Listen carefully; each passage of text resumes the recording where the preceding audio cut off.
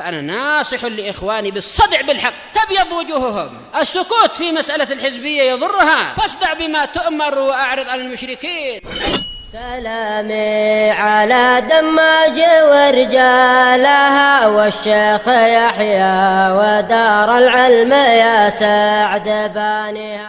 Baik, telah terbentuk ijma, kalau tak salah Anda dulu membaca bahwasanya masalah berkanan kanan dalam masalah mandi jenazah, demikian pula memulai dengan anggota wudhu ini mustahab. Makanya kalau ternyata orang mulai dari yang kiri atau mulai dari anggota yang bukan anggota wudhu, langsung disiram semuanya, ini sudah sah, tidak masalah. Masalah sahnya sudah sah. Yang penting seluruh bagian, seluruh badan itu sudah terkena air, terkena jaroyanul ma, airnya mengalir, bukan diusap, tapi memang diguyur istilahnya. Terkena air semuanya. Kalau dikhawatirkan tidak ada bagian yang tidak terkena air, dilakukan dalak, digosok, diusap, agar airnya itu semuanya sampai ke dia. Bagian lipatan-lipatan, mungkin lipatan jari kaki, lipatan jari tangan, atau lipatan bagian ketiak dan sebagainya. Ada yang memang susah dibuka, tatkala dibuka balik lagi, ya ini mungkin terkait dengan mungkin dia sakit atau ada isyarat pada amalan dia waktu masih hidup, tapi diusahakan untuk semuanya terkena air. Karena mandi jenazah ini wajib. Memandikan jenazah ya, bukan orangnya, tapi memandikan jenazah wajib, fardu kifayah. Adapun yang masalah berkanan-kanan ini mustahab. Wallahu a'lam. Kalau jenazah itu berdiam dalam air terus sungai. Masalah sahnya sah, tapi sebaiknya dimuliakan baik-baik. Jangan diikat dengan pancing dimasuk.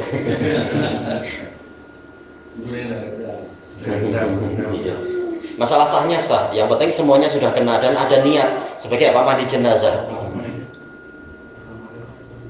Kenapa? Iya, terkadang jenazahnya terlalu banyak, yang memandikan pun sudah sangat letih. Ya sudah, memang semampunya. Yang penting Yang penting semuanya kena air sudah. Memang ini mustahab, masalah berkanan-kanannya mustahab. Semampunya. Ada soalan yang bertanya pasal Saudi. Oh, kita ambil yang ini dulu, daras keempat dulu ya. Oh. Ayo. Kita sampai mana? Qala fadilatul Syekh Abdullah Al-Bassam rahimahullahu taala, wa bihadza ta'lamu anna hadza ta'addud alladhi waqa'a lahu sallallahu alaihi wasallam fi zaujat. Dan dengan ini Anda mengetahui bahwasanya ta'addud, berarti poligami, berbilang, yang dilakukan oleh Nabi sallallahu alaihi wasallam pada istri-istri beliau itu laisa irdaan li raghbatin jinsiyah, bukan demi mencari keridhaan li raghbah. Ini seandainya hanya satu lafaz yang dipakai cukup, irdaan atau raghbatan, tapi nggak masalah. Yaitu bukan karena hasrat jenis, sekedar hasrat seksual. Laki-laki suka perempuan, ya sudah, ada perempuan selalu dikejar, bukan demikian, bukan dengan sebab itu. Kama yaqulu a'da'u hadaddin, sebagaimana yang dikatakan oleh musuh-musuh agama ini, baik yang di Mesir ataupun di Eropa sana, menggambarkan Nabi Muhammad sebagai ayam jantan, sukanya menggauli ayam-ayam betina. Naudzubillah. Ini penghinaan besar, dan orangnya kafir itu. Sohafi wartawan yang menulis itu dikafirkan oleh para ulama. Naudzubillah. Memusuhi Nabi Muhammad dengan alasan ini istri banyak. Padahal Nabi Muhammad kekuatannya berapa? 30 lelaki dewasa, sementara beliau kawin berapa? Maksimalnya hanya 11. Yang hidup bersama beliau pun hanya 9. Sementara Nabi Sulaiman, kenapa nggak diburuk-burukkan oleh mereka? Nabi Sulaiman istrinya berapa? 100. Di dalam hadis muttafaqun alaih dari Abi Hurairah, tapi nggak diburu-burukan oleh mereka Nabi Sulaiman. Nabi Muhammad baru mengambil 11 sudah diburuk-burukkan. Nah, orang Barat suka berzina nggak merasa buruk pula. Apa itu? Raja Thailand istrinya 2000.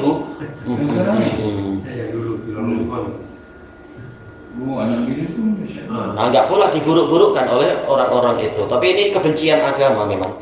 Baik. Wal kaidunalah, dan orang yang membuat tipu daya terhadap agama ini. Wa illa, karena jika tidak demikian, laqasada ilal abkari sighar, niscaya Nabi akan menginginkan para gadis yang masih muda. Baik. Kalau memang semata-mata karena hasrat seksual, niscaya yang dicari, yang dikejar selalu yang gadis. Lalu kenapa yang gadis hanya satu, sisanya adalah janda semua? Berarti ada hikmah besar yang Nabi kehendaki di balik itu, bukan masalah hasrat seksual. Walam yakun zawajuhu min sayyibatin qata'na, ini gitu ya, in qata'na li faqdi azwajihin, dan niscaya tidak terjadi pernikahan beliau itu dengan para sayyibat, yaitu para janda yang telah terputus karena kehilangan suami-suami mereka. Walau ista'radna qissata zawajihi bihin, seandainya kita memaparkan, yaitu menyebutkan cerita pernikahan Nabi dengan istri-istri beliau, wahidatan wahidah, satu demi satu, la wajadnaha la takhruju an hadhil maqasidir rahimah, niscaya kita akan mendapati pernikahan beliau itu tidak keluar dari matlamat-matlamat, tujuan-tujuan yang rahimah, yang penuh kasih sayang, an-nabilah, yang cerdas, yang cerdik. Fahasyahu, maka jauh sekali. Wama aba'adah, dan alangkah jauhnya, hampir sama ya. Hasya artinya ba'udah. Amma yaqulul mu'taduna zalimun, jauh dari apa yang dikatakan oleh orang-orang yang melampaui batas, orang-orang yang zalim itu. Wa qad sunnifa fi hadzal mawdu' adadun minal kitab.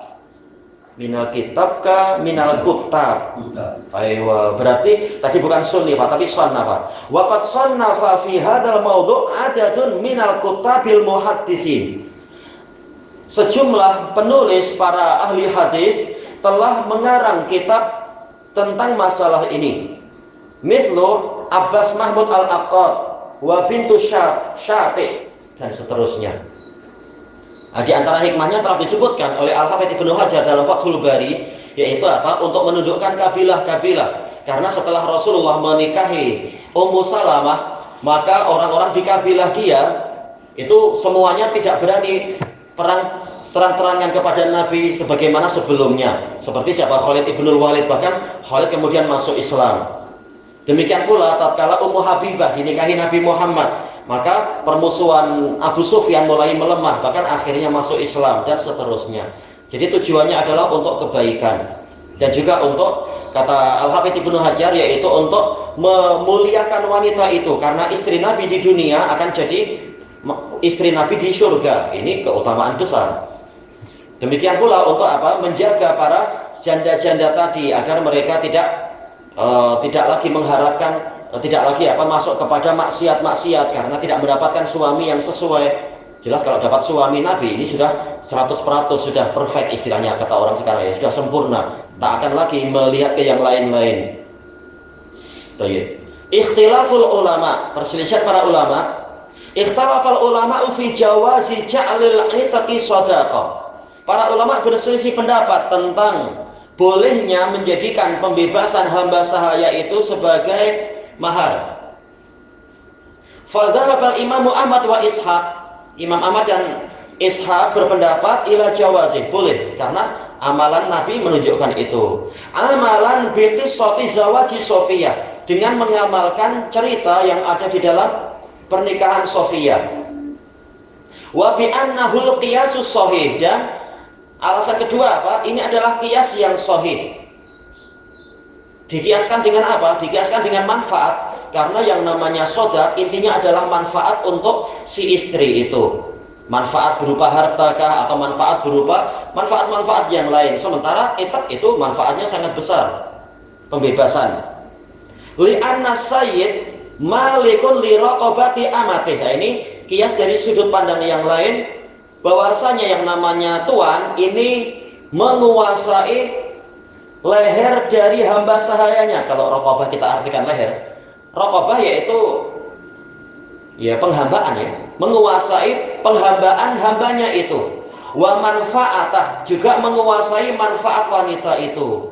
Wa manfaata wato'iha, dan manfaat menggauli wanita tadi, menggauli hamba sahaya tadi. Fa idza a'taqaha, kemudian apabila si tuan membebaskannya, wastabqa syai'an min manafi'iha, dan dia mengekalkan sebagian dari manfaat-manfaat hamba tadi, allati hiya tahta tasarrufih, yang mana manfaat ini di bawah pengendalian dia, famal mani'u min dzalik, apa yang menghalangi dari perbuatan tadi? Ya, tidak ada halangan sedikit pun. Dari sisi mana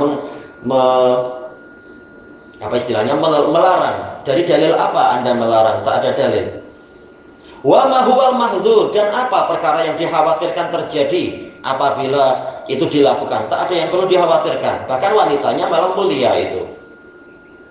Wa dhahabal a'immatus salasah, imam yang 3 berpendapat ila adami jawazi dzalik. Tidak boleh yang seperti itu. Imam siapa? Berarti Imam Malik, Imam Syafi'i dan Abu Hanifah mengatakan ini tak boleh. Wa ta'awwalul hadits bima yukhalifu dzahirah. Mereka menakwilkan hadis tentang Sofiyah ini dengan takwil yang menyelisihi zahirnya, dan ini takwil yang akan letih sendiri. Takwil panjang lebar, tinggi rendah malah letih sendiri itu. Karena dalilnya sudah sangat jelas. Au hamaluhu alal khususiyati lin Nabi sallallahu alaihi wasallam, atau mereka membawa hadis Sofiyah kepada kekhususan untuk Nabi. Al-Hafidz membantah pendapat seperti ini di dalam Fathul Bari, mengatakan dakwal khususiyah tahtaju ila dalil. Dakwaan bahwasanya suatu amalan ini kekhususan untuk Nabi ini memerlukan dalil, karena asal dari fi'il Nabi adalah untuk at-ta'assi, untuk keteladanan, untuk diikuti. Wa hamlul hadis ala khilafi dhahiri, sementara membawa hadis kepada makna yang menyelisihi zahirnya, au ja'luhu khassan, atau menjadikan itu khusus untuk Nabi, yahtaju ila bayanin wa dalil, ini memerlukan penjelasan dan dalil, dan Nabi tak pernah menjelaskan bahwasanya ini khusus untuk saya. Li'annal asla baqaul hadis ala zahir, karena asalnya adalah hadis itu kekal di atas zahirnya. Sebagaimana asal dari ucapan manusia adalah sesuai dengan zahirnya. Dinukilkan ijma' oleh Imam Ibnul Qayyim. Asal dari takhatub, bicara sesama manusia itu sesuai dengan zahirnya. Asal dari ucapan manusia. Kalau tidak, maka tidak akan sempurna akad apapun. Orang bicara saya benci engkau, tatkala orangnya bengang, kita menakwil, tak, maksud saya benci adalah cinta. Kacau kalau kehidupan seperti itu. Setiap kalam akan ditakwil. Maka asal kalam adalah sesuai dengan zahirnya. Kam atau kama? Tempat antum kama? Oh, ini salah cipta, kurang. Kama annal asla fil ahkam al umum, sebagaimana bahwasanya asal dari hukum yang ada, hukum-hukum semuanya adalah bersifat umum, mencakup Nabi dan para dan umatnya. Walau kana khassan lanukil, seandainya suatu amalan, suatu hadis itu khusus, niscaya dinukilkan dalil pengkhususannya itu. Thayyib, ilahuna wallahu a'lam. Jadi kalau kita punya hamba sahaya, boleh kita merdekakan kemudian kita nikahi. Tapi mana dapat hamba sahaya? Tapi ada aja, sebagaimana dalam masalah, walaupun ini sebenarnya dipaksakan sih, tapi yaitu wanita-wanita yang terjebak di tempat perzinaan. Itu banyak dari mereka, sebagaimana itu survei para wartawan di Indonesia, ada di beberapa tempat itu memang jadi hamba sahaya, dan tentunya bukan hanya di Indonesia kan. Ini hasil penipuan karena orang tuanya dan wanitanya sendiri jahil, tidak belajar agama. Karena memang makruf, para kalau Indonesia bilang girmo, kalau sini bos ayam atau apa panggilannya itu? Bapak ayam. Pergi ke desa-desa yang terpencil atau ke gunung-gunung, kemudian membawa duit banyak. Lalu menawari wanita ini, kalau untuk kerja di kota dengan kami dijamin, ini gaji sebulan 70 juta waktu itu, bukan waktu sekarang.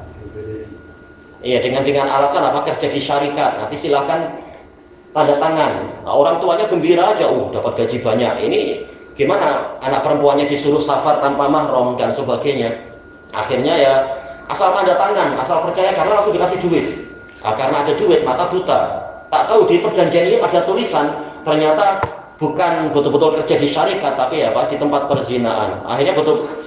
Akhirnya memang Setelah itu banyak terjadi, wanitanya ada yang bunuh diri, ada yang menuntut kenapa begini-begini. Dikatakan nih dalam perjanjiannya duit 70 juta itu adalah hutang dan bunganya setiap bulan itu 15% dan sebagainya. Dan kerja kamu setiap malam itu tidak cukup membayar bunganya. Wah, ini ya sudah dia terikat habis-habisan. Nah, bagi orang yang membeli dengan harga sangat mahal, maka dia membebaskan penghambaan tadi. Nah, ini boleh dianggap seperti itu. Yaitu apa? Ini membebaskan dia, walaupun ini ya hasil dari kejahilan dan dosa orang satu keluarga tadi. Tapi ini insya Allah termasuk dalam masalah pembebasan hamba sahaya yang seperti itu. Dibebaskan dari itu karena kenyataannya pemerintah membiarkan itu. Naudzubillah. Harusnya dihukum mati para germo-germo itu. Kalau individu yang membebaskan, milik individu. Iya, jelas milik dia. Kalau penguasa, Wallahu a'lam ya, kalau polanya jelas dohirnya jadi milik penguasa.